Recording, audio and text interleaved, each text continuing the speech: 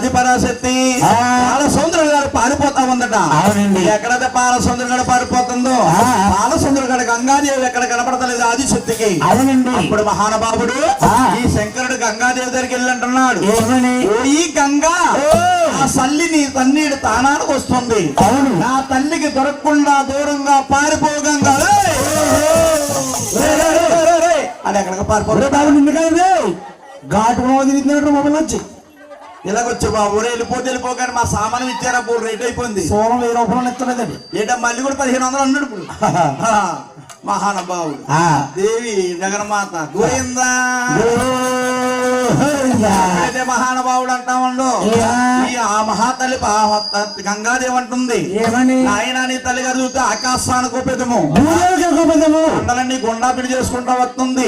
నీ తల్లిని కాదని ఎక్కడ దాక్కోగలనయ్యా, మార్గం లేదు. నీ తల్లిని కాదని ఎక్కడికి పారిపోనయ్యా. అలాగనగానే శంకరుడు పైకి లేచి గంగాదేవితో శివదానం ఆడుతున్నాడట. చూడలో చేయడం మా జంబే శివదానం వాడేది జంబేరా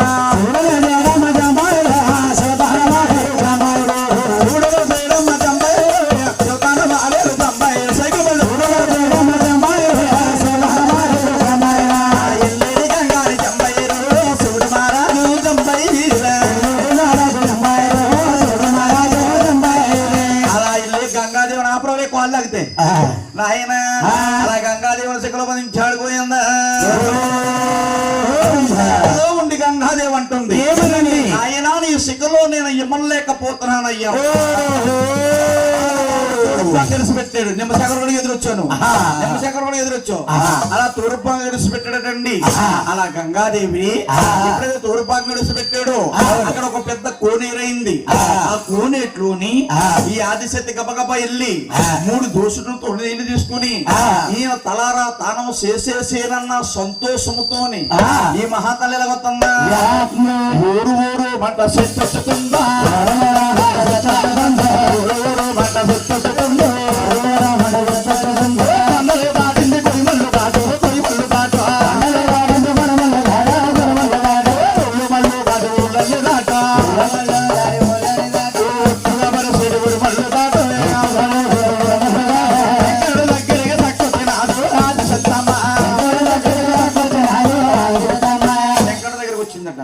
శంకరుడు అంటుంది, నాయన నేను 7 సుందరాలు పాల సుందరాలు తలారా తానం చేసి వచ్చాను, నన్ను పొందు నాయన. అప్పుడు శంకరుడు అంటున్నాడు, అమ్మా నేను చూస్తే భూములు కొన్నాను, నువ్వు చూస్తే